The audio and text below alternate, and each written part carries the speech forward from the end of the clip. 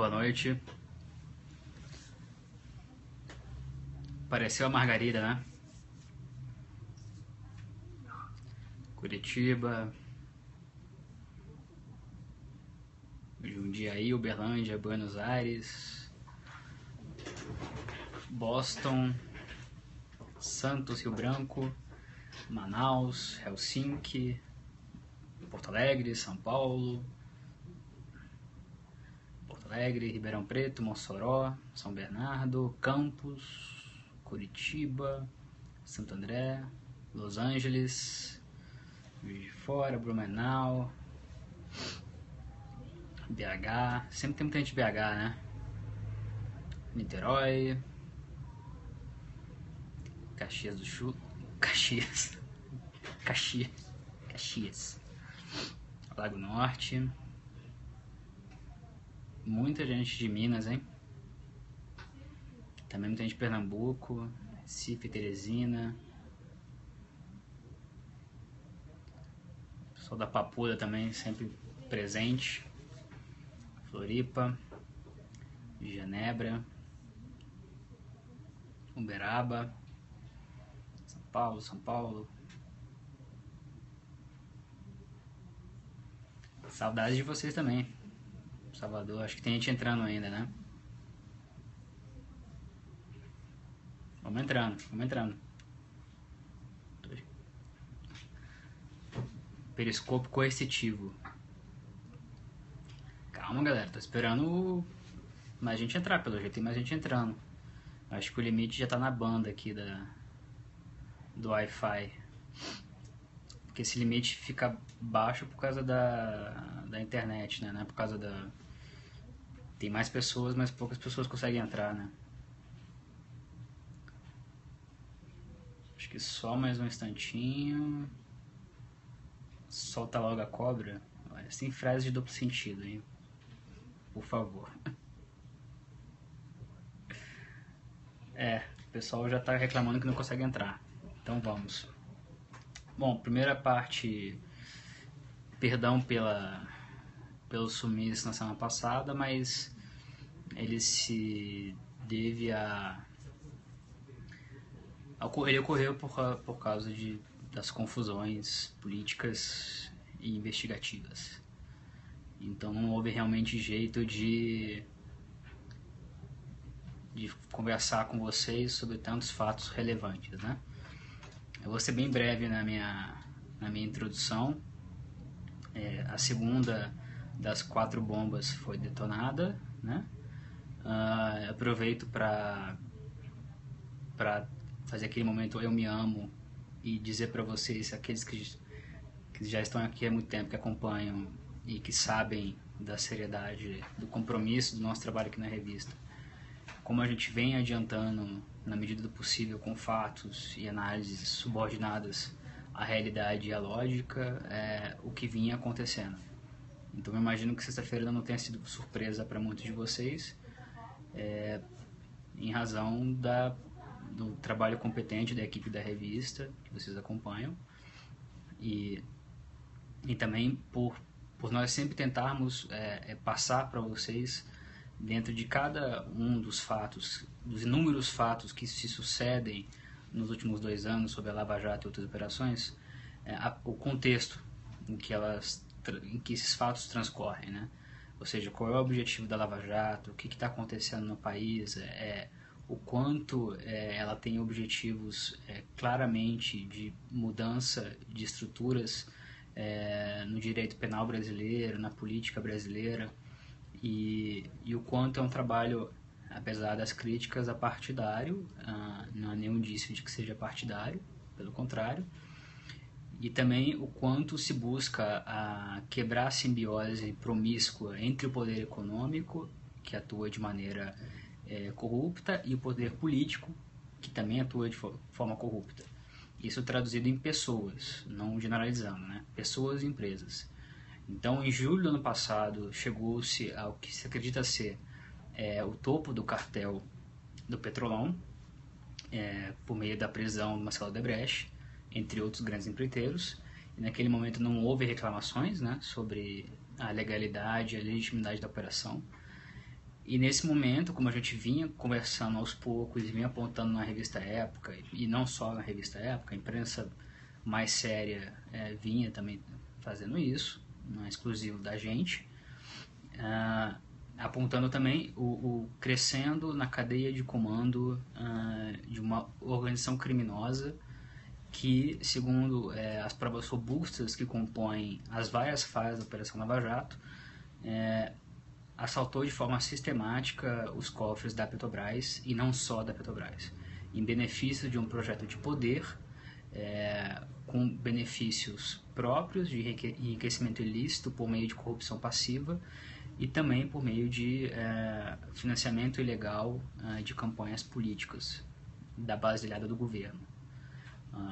Esse é o contexto em que se chega até a sexta-feira, o dia em que houve uma busca e apreensão em endereços do ex-presidente Lula e associados a ele, e também de empreiteiras que participavam do esquema, né?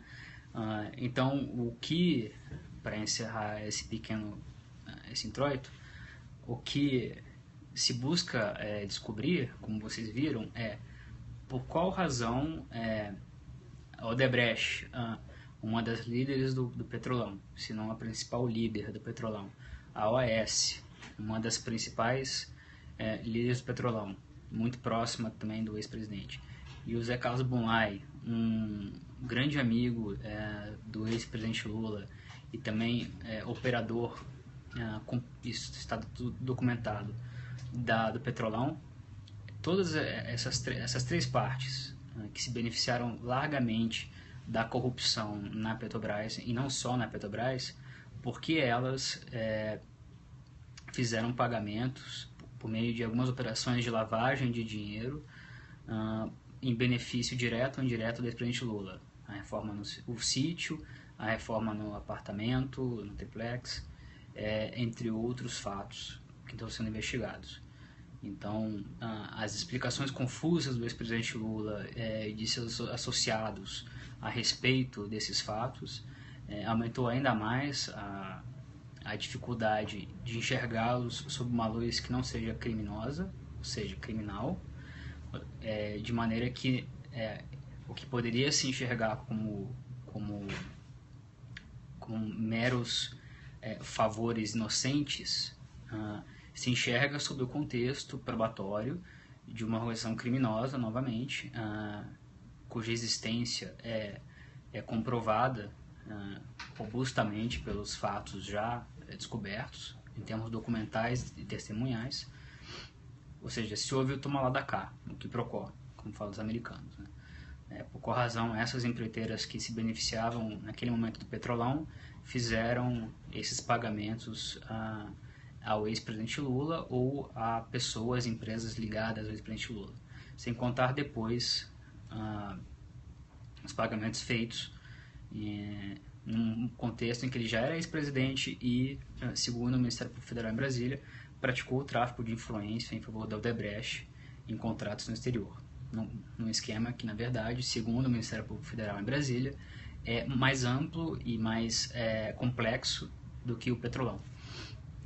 Então é nesse contexto que se chega na parte que nos interessa, ou seja, é possível e legítimo discutir politicamente vários aspectos do que está acontecendo, mas eu acho que me parece útil que essa discussão, qualquer que seja ela, política, econômica, moral, ética, ou mesmo a criminal, se dê com base nos fatos do caso, que não começaram a aparecer na sexta-feira. E isso eu acho que é extremamente relevante para vocês que estão interessados em fatos comprovados, em indícios robustos e em análises sóbrias.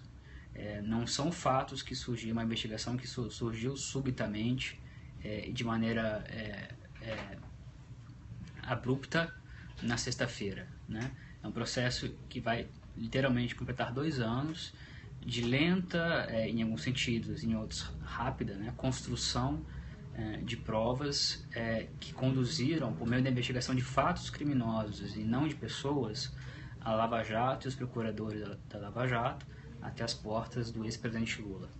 ou seja, a Operação Lava Jato e todos os fatos disponíveis apontam isso, nossa apuração, não apenas a nossa apuração, apontam para um crescente trabalhar de provas e de colaborações premiadas e documentos, contribuições de outros países, de paraísos fiscais como a Suíça, e que com muito trabalho, que muita dificuldade, mas em razão da competência e dos procuradores, delegados e do judiciário, não só do juiz Sérgio Moro, como dos magistrados nas instâncias superiores que mantiveram num altíssimo índice as decisões tomadas na primeira instância, né? Ou seja, o TRF, o STJ e o STF mantiveram quase na íntegra as decisões do juiz Sérgio Moro. Nós chegamos a esse ponto. Me parece, portanto, útil, no momento em que a tensão política e as paixões partidárias acabam suplantando os fatos, ter um pouco de clareza, ao menos, do que não está sob disputa, ou seja, quais fatos são indiscutíveis e qual o contexto em que eles transcorrem, né? Então, eu sugiro fortemente que se analise, ou tente se pensar a Lava Jato e o que aconteceu na sexta-feira, não pelo prisma partidário ideológico que alguns colocam, porque é assim que sabem enxergar o mundo e também porque é muito mais conveniente, né? Mas que se tente enxergar da maneira mais difícil, mais complexa, ou seja, de uma operação de 2 anos, né? Cujo desfecho está longe, não acabou agora a Lava Jato. E diante de todas as informações que nós acumulamos nesse tempo, que não é tão curto assim, de 2 anos, eu repito, porque eu acho que é uma utilidade pública até repetir isso. Não há indícios de atuação partidária, persecutória e de erros crassos na operação, né? Pode-se criticar de várias maneiras, inclusive juridicamente, mas me parece muito relevante que essas críticas sejam feitas sem omissões significativas, como no caso da condução coercitiva, como também na parte de construção de provas, né? Então acho que é isso o que mais útil pode ser dito no momento em que, eu repito, em parte também por causa da reação do ex-presidente Lula, as emoções que estavam crescendo lentamente, né, acontecendo, transbordaram de uma maneira talvez incontrolável, né, e também com incitação à violência direta ou indireta, o que é lamentável em qualquer sentido que a gente analise usando a razão pública, usando valores democráticos, civilizados, né? Então eu queria muito também ter esperado até segunda-feira para falar isso para vocês, já com um pouco mais de calma, seja as pessoas que concordam ou discordam, mas na verdade concordar ou discordar com fatos é irrelevante, os fatos continuam existindo, queira-se ou não, né? Mas as críticas são legítimas, né? Mas eu acho que a gente, parte do nosso papel aqui na revista, e não só aqui na revista, é tentar encaminhar o debate que tiver que ser feito dentro de fatos que são discutíveis, e deixar claro quais fatos são discutíveis ou são desconhecidos, né? E a partir daí tem um debate, ou crítica, ou elogio, mas que não fique descolado da realidade, né? Como tem acontecido nos últimos 10 anos, pelo menos. Então é isso, pessoal. Em termos de amarração do que está acontecendo, eu abro para as perguntas agora e vamos nos manter no tópico. Para quem está chegando agora ao Periscope, eu já peço escusas se não responder as perguntas, porque elas somem rapidamente, e eu tenho uma certa lentidão de raciocínio, né? Vamos lá. Lula conseguiu dar a volta por cima? Eu acho muito cedo para dizer isso. Eu acho que, em termos políticos, não. Eu acho que a vitimização que ele sabe conduzir com maestria foi feita, né? Se vai funcionar ou não, eu só acho que é cedo para dizer se vai funcionar. É óbvio que com a militância petista, as pessoas que gostam do ex-presidente Lula, é música para ouvidos, com perdão do clichê, né? É tudo que eles querem ouvir, seja real ou não, que ele foi sequestrado, entre aspas, que foi uma operação de violência, truculenta, que é injusta, enfim, tudo que desacredite a operação, né? E, na verdade, isso como discurso político pode talvez colar por alguns dias com algumas pessoas, mas eu sugiro um pouco de cautela, porque, como eu disse, esse caso ainda vai muito longe, até em termos probatórios. Então há de se observar ainda qual vai ser a reação da opinião pública nos próximos dias, das pessoas, e não se esqueçam também o desenrolar natural e necessário do caso em Curitiba. Então, não tentem fazer avaliações assodadas, como acho que alguns têm feito já, né? Em 2 dias, pela reação, dizer que tá tudo, como é que se diz hoje, tá tranquilo, tá favorável, né? Talvez não seja esse o caso.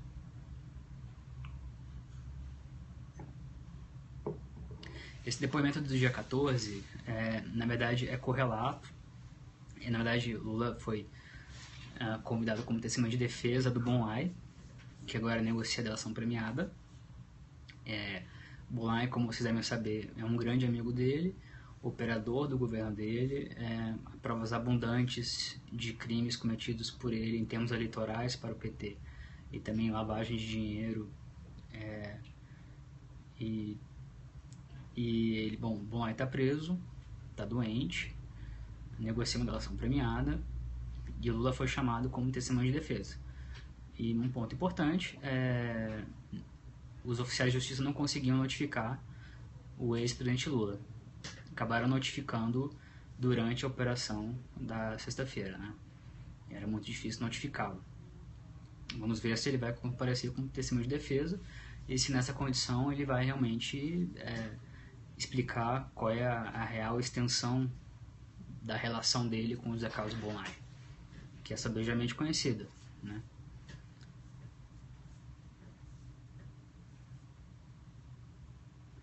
Se Marcelo Debrecht vai falar, ainda é cedo para dizer.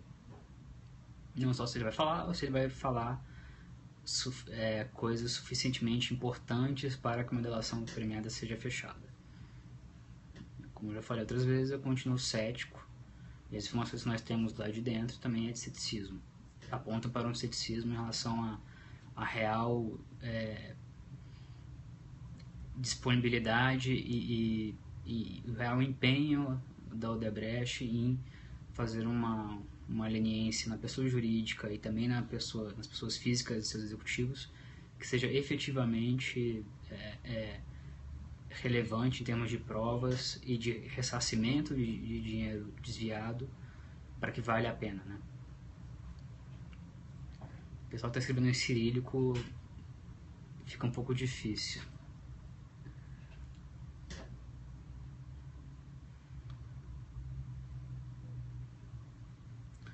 O impeachment no Congresso ressuscitou, sem dúvida nenhuma. Na verdade,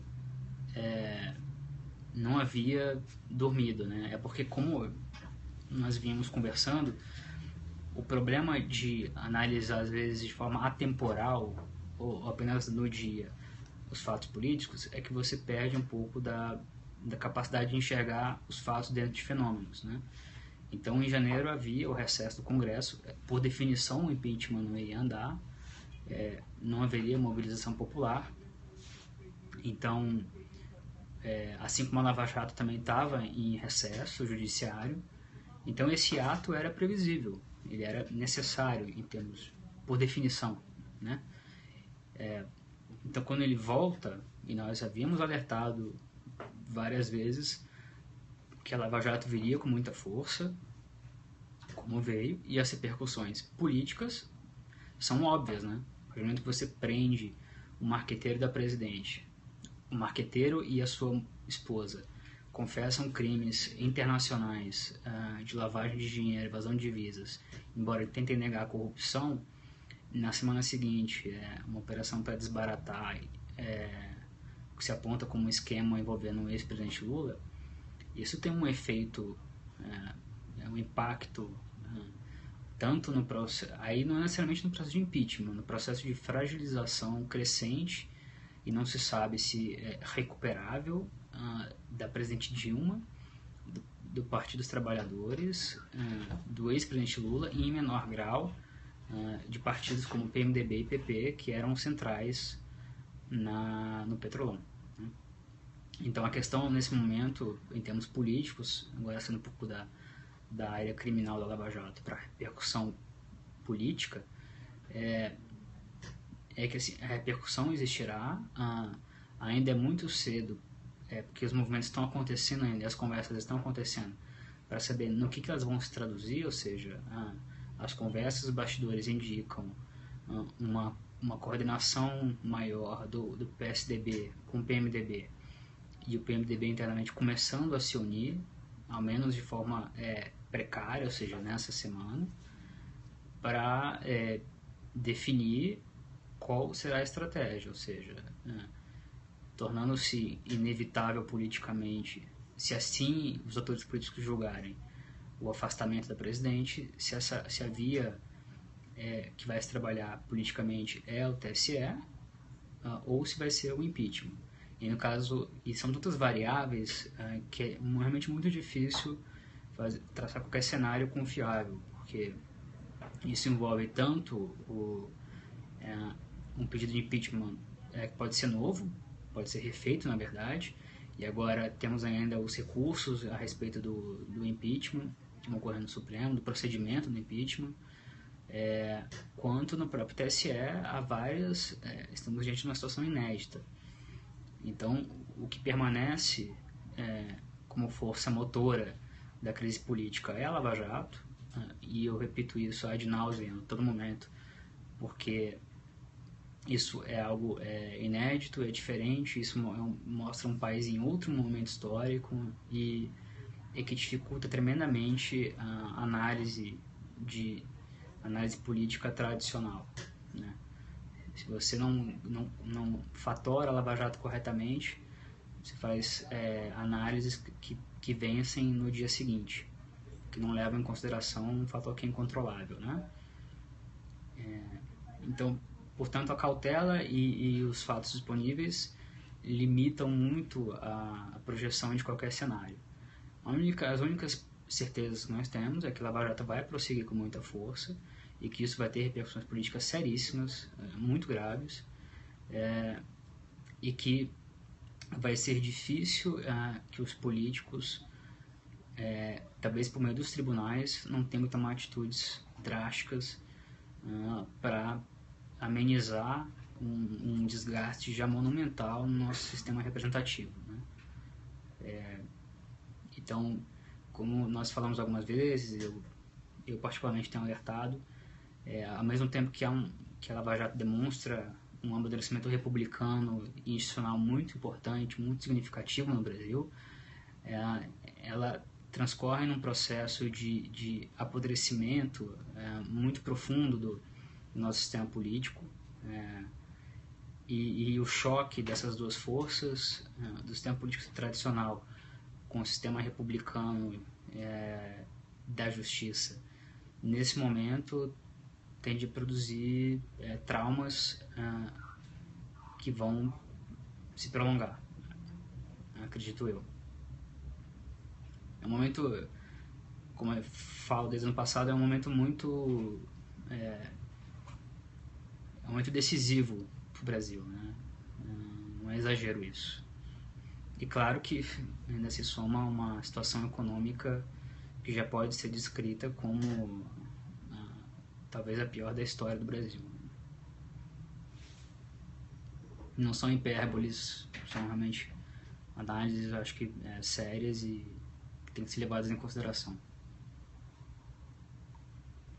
PGR versus Moro? Sim, como eu já falei algumas vezes, eu acho que é seguro dizer que a investigação em Brasília, que é conduzida pela PGR, junto ao ministro Teori, que é o relator daqueles políticos com foro privilegiado, ela transcorre de uma maneira X, um pouco mais lenta, para não dizer muito mais lenta, e Curitiba transcorre de uma maneira Y, muito mais rápida e nem por isso injusta ou arbitrária. Na verdade, eu já contei isso antes, e para não dizer que eu só elogio a Lava Jato, eu já falei antes, já escrevemos isso na revista. No caso de Brasília, não só, há dois pontos de crítica que eu acho pertinentes, né, que nós já escrevemos. Um ponto foi a prisão do André Esteves, sobre a qual não havia, creio eu, elementos de prova suficientes, e a outra é a centralização excessiva numa figura importante, mas não única, que é o Eduardo Cunha, né? Então, evidentemente que o presidente da Câmara é uma figura importante, mas a atenção dedicada a ele pela PGR, ao que consta até o momento, em detrimento de outros alvos, suscita críticas que eu já falei aqui outras vezes, reputo legítimas, né? Porque acho que poderia haver mais, ou deveria haver mais empenho em relação a outras figuras, como o presidente do Senado, Renan Calheiros, enfim, outros investigados, né? Sem distinção de partido político ou posição ideológica dentro do jogo em Brasília, né?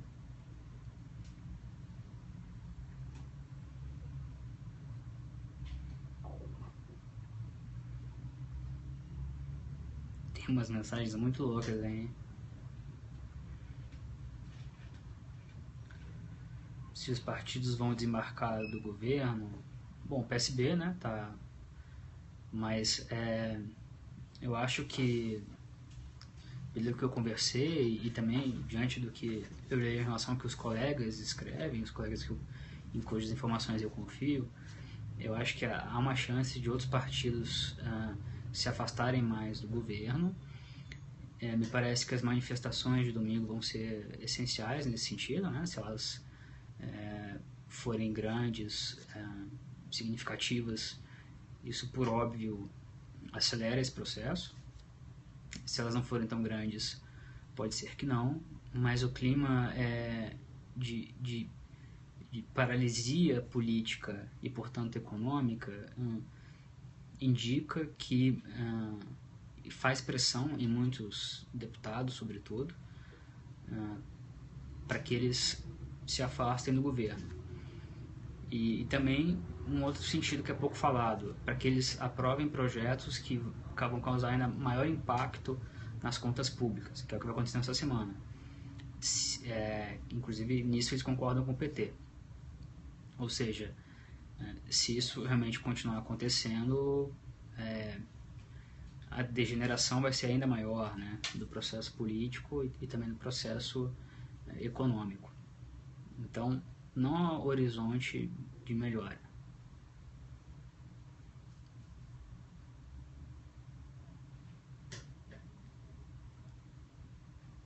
Não sei se haverá confrontos no domingo. Sobre a ameaça a mim e aos jornalistas, eu só posso repetir o que eu já escrevi. Eu não serei intimidado, nem meus colegas, eu creio, né, com ameaças. Estamos muito tranquilos, tomando as medidas de segurança necessárias, inclusive judiciais, se for o caso. É uma pena que isso aconteça numa democracia, né? Não acontece do nada, por osmose, né? Acontece por circunstâncias políticas e pelo incentivo de atores políticos, mas nada que surpreenda e nada que vá mudar a nossa rotina, né? Só chamo a atenção bem brevemente sobre o silêncio de alguns a respeito dessas ameaças, né?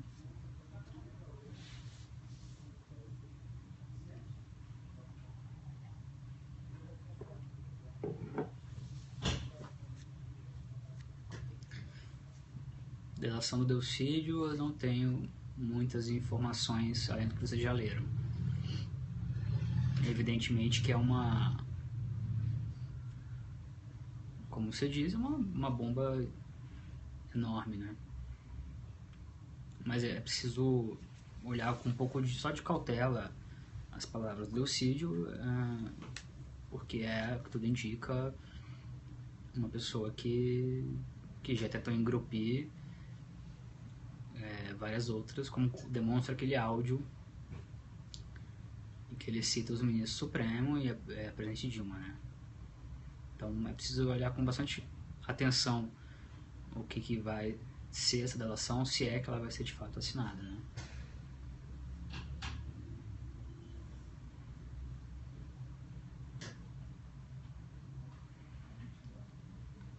Não, o ministro da Justiça não consegue intervir. Não tem nenhum sinal de que ele fará isso. E como a gente já conversou, hoje a Polícia Federal está num estágio de amadurecimento institucional e de independência salutar, creio eu, de atuação que impede qualquer tipo de intervenção ou de ingerência. Como eu falei, nós ficaríamos sabendo em minutos, se houvesse ou se houver, né?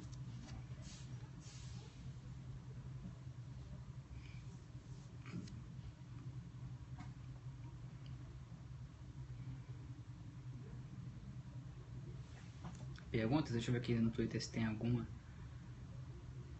Periscope travou. As pessoas reclamando do Periscope. Não tem informação sobre reunião de teoria. Só acho também aí que eu mandei alguns comentários aqui, né? Também eu acho que é útil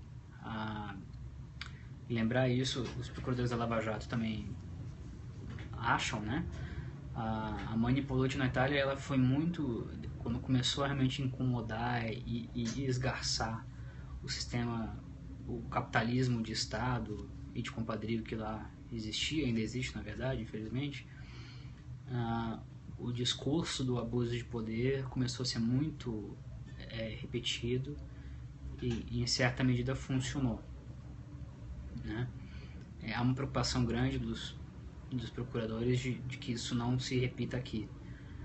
E é um temor antigo, que poderia ter acontecido com Marcelo Debrecht, poderia ter acontecido com Zé Dirceu, com Wakabi, com Bonai, com João Santana, e que agora pode acontecer com o ex-presidente Lula, né?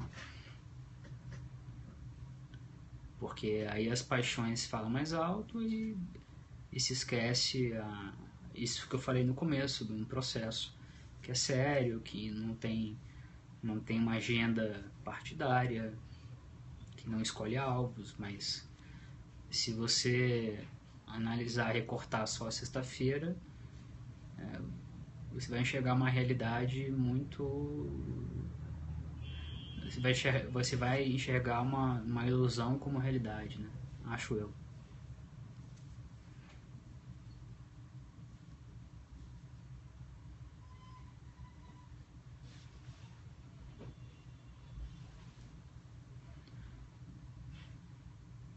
É possível termos o Temer na presidência? Sim, é possível. Não quero dizer que isso vai acontecer. É possível e me parece que é um dos cenários dos mais prováveis para o desfecho dessa crise, né? Nós estamos num momento muito grave, muito severo dessa supercrise, né? Então,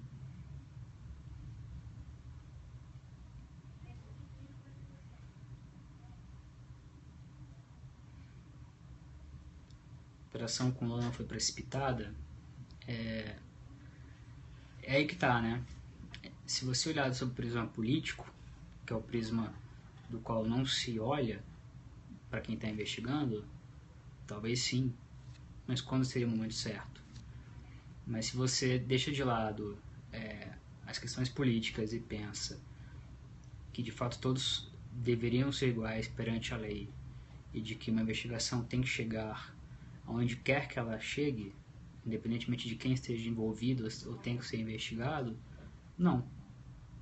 Segundo as provas e os argumentos apresentados pelo Ministério Público Federal, segundo o entendimento do juiz Sérgio Moro, havia elementos suficientes para essa fase, e a condução coercitiva, por sinal, foi, embora seja um instrumento sobre o qual ainda há muita polêmica, foi uma medida bem menos gravosa, bem menos dura do que uma prisão temporária, e os elementos para a prisão temporária, que seria a medida clássica, num caso como esse, estavam presentes. Então, na verdade, a Lava Jato acho que tomou todas as... teve o cuidado de achar a proporção correta para o que é necessário à investigação. Então, apesar das críticas severas, já se falou isso, mas 116 condições coercitivas, você não via reclamações, né? Não houve reclamação do caseiro Maradona, não houve reclamação sobre prisão do Marcelo Debrecht, não houve reclamação sobre os empreiteiros, sobre o PMDB, sobre o Eduardo Cunha, enfim.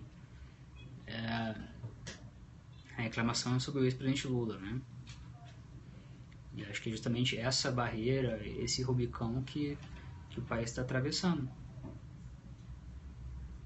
Isonomia de verdade, né?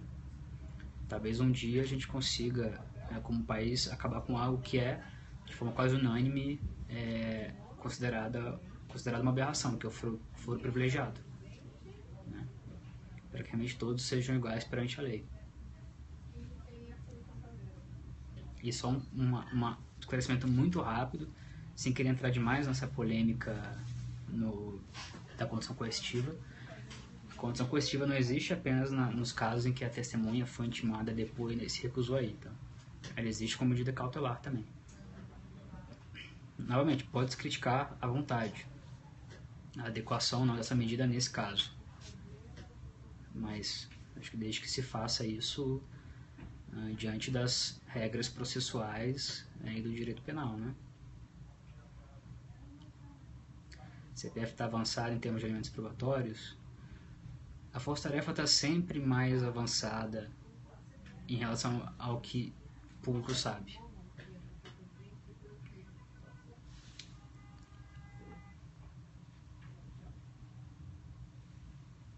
Como eu disse, a apuração não acabou na sexta-feira. De certa maneira, ela começou.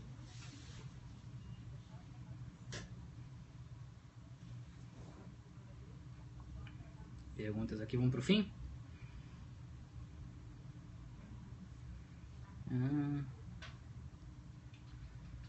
Tá difícil aqui. Desculpa quem não conseguiu entrar no Periscope.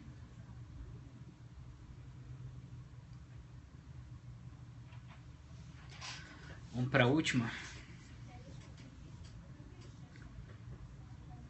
Oposição. Bom, espera-se um discurso forte do Aécio na quarta-feira. Não sei se ele vai acontecer. Não sei qual vai ser o impacto disso, mas a oposição, como tem acontecido nos últimos meses, tem sido muito tímida, né? A oposição um pouco perdida entre criticar o que é obviamente criticável e apresentar uma alternativa ao governo atual, como qualquer oposição, né?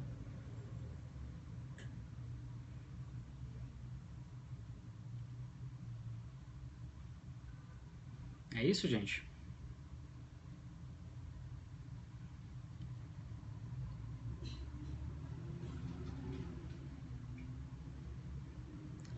teremos coisas importantes?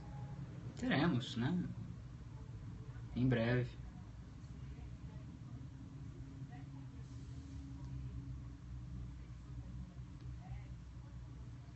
Certo? Hoje foi muito mais um periscópio de análise e de troca de impressões, que eu espero que sejam úteis para vocês, a parte de vocês, né?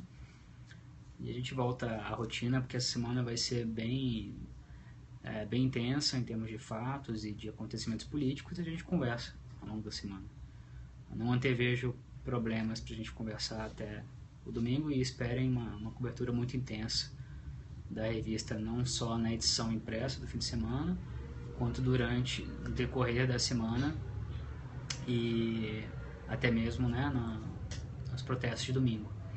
Só um parêntese, me convidaram a fazer hoje o Facebook Live às 21 horas, Facebook da época. Vou experimentar para quem usa o Facebook. Fiquem à vontade. Novamente, todos os periscopes estão no YouTube. Esse vai subir mais tarde, amanhã vai estar para vocês assistirem, recomendarem aos amigos ou rirem um pouco. Tá bom, pessoal? Agradeço. Fiquem de olho no site da revista. Um abraço grande. Até mais.